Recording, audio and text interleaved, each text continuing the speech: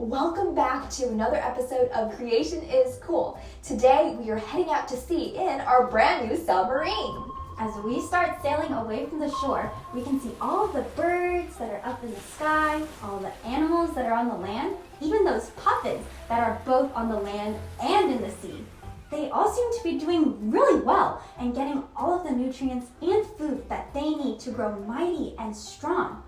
But what about those animals that live deep under the water? How do they get the food that they need in order to survive and thrive? That's a great question, Kayleen. In order to answer these questions, we need to dive down into the depths of the sea to see snow. Snow? You heard me right. We need to understand how there is snow in the ocean. Take us down. As we start descending, we pass by some coral reefs. Corals are actually made up of colonies of very tiny invertebrate animals that are called polyps. Over the years, these polyps help to create a hard outer covering called an exoskeleton at the base of their colony. This exoskeleton grows bigger and bigger over time, but for this to happen, polyps need energy to grow. Coral polyps usually get this energy from the sun. This is because living within the coral polyps are a type of algae called zooxanthellae. This algae is photosynthetic, which means that the zooxanthellae use sunlight to help them make their own food for energy.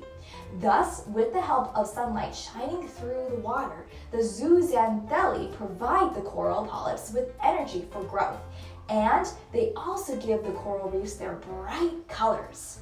Awesome. Well, because of this need for sunlight, it makes sense that these coral reefs will grow in the shallow, clear waters of the ocean that have plenty of sunlight and can reach the coral and its zooxanthellae. But did you know some coral can actually live deep in the ocean where there is no sunlight? Let's check them out to see how God cares for all of his creation. Deep sea corals are able to survive at more than 6,000 feet below the surface of the ocean. That's over a mile underwater. When it's this deep, it's also very dark because sunlight cannot reach these depths. If we take a closer look at these deep sea corals, we can see that they're also made out of polyps, just like the corals at the surface, and they're very bright in color.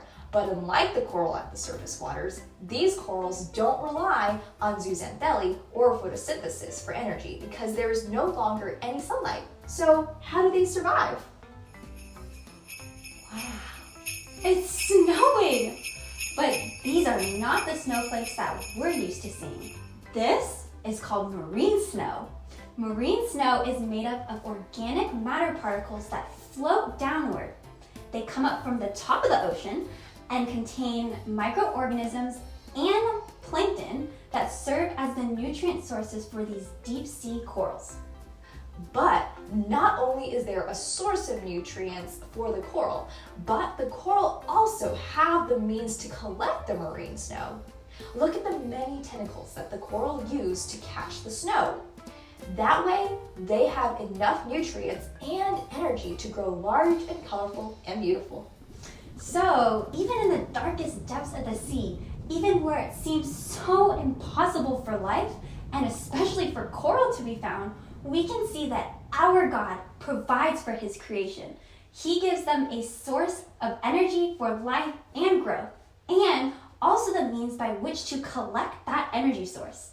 The Bible reminds us that God is the one who made the oceans and everything that lives in them, but he also provides for them. Psalm 104, 27-28 reads, "They all wait for you to give them their food in due season. You give to them, they gather it up. You open your hand and they are satisfied with good."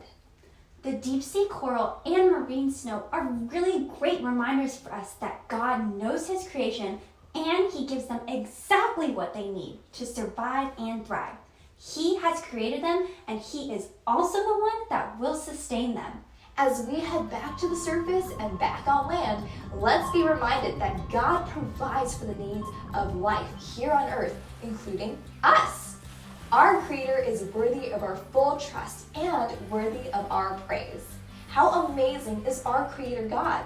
Well, that's all the time we have for today, but we hope that these deep sea corals can help you be in awe of the Creator God who sustains us, because creation is cool, but our Creator is even cooler. We'll see you next time! Check out our original lessons by Andy Shee on our website, which is linked below. Also check out our other Creation is Cool videos here.